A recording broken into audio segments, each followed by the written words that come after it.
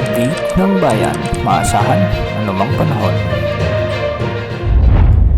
Magandang gabi po sa ating lahat. Narito ang weather update ngayong araw ng Martes, April 2, 2024 hanggang bukas, April 3, 2024. Sa kasalukuyan ay ang ridge ng high pressure area pa rin ang nakakaapekto sa eastern section ng buong Luzon at dahil sa HPA na ito, asahan na mababa ang posibilidad na magkaroon ng malalakas na pag-ulan sa mga apektadong lugar.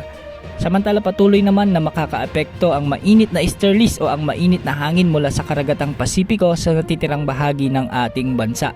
Ito naman ang magdadala ng maaraw, mainit at maalinsangang panahon sa maraming lugar at magdadala rin ng maulap at minsay mahinang pag-ambon sa ilang bahagi ng ating kapuluan.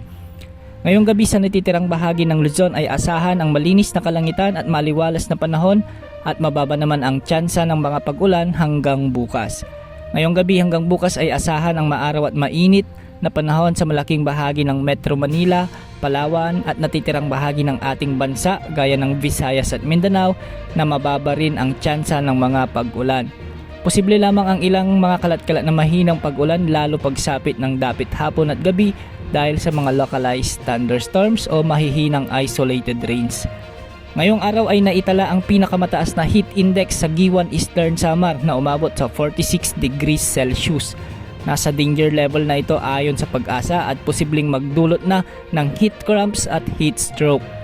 Bukas araw ng Miyerkules, posibleng makararanas pa rin ng mainit at mataas na heat index ang ilang lugar sa ating bansa na aabot sa 42 degrees Celsius lalo na sa Apari, Cagayan, Pili, Camarines Sur, Dumangas, Iloilo, Catarman, Northern Samar at Giwan, Eastern Samar.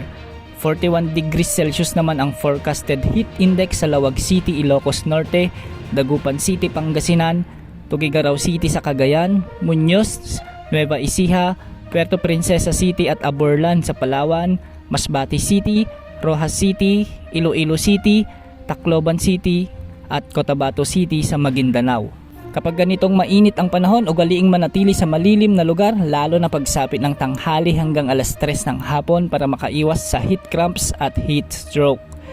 Dahil rin sa mainit na panahon, maraming paaralan ang nagkansela ng pasok sa iba't ibang bahagi ng ating bansa at magpapatuloy pa ito hanggang sa mga susunod na araw. Samantala patuloy nating minomonitor ang kumpol ng mga kaulapan sa bahagi ng karagatang Pasipiko na nasa silangan ng Mindanao at posibleng pumasok ito sa ating Philippine Area of Responsibility sa mga susunod na araw. Posible itong maging shallow low pressure area o mahinang LPA habang papalapit sa Mindanao at inaasahang magbibigay ng mga mahihina o minsay malalakas na pag-ulan sa mga susunod na araw kaya maging handa sa mga lugar na posibleng maapektuhan nito. Yan ang update sa lagay ng ating panahon ngayong araw. Ito po ang weather update ng bayan. Maasahan anumang panahon.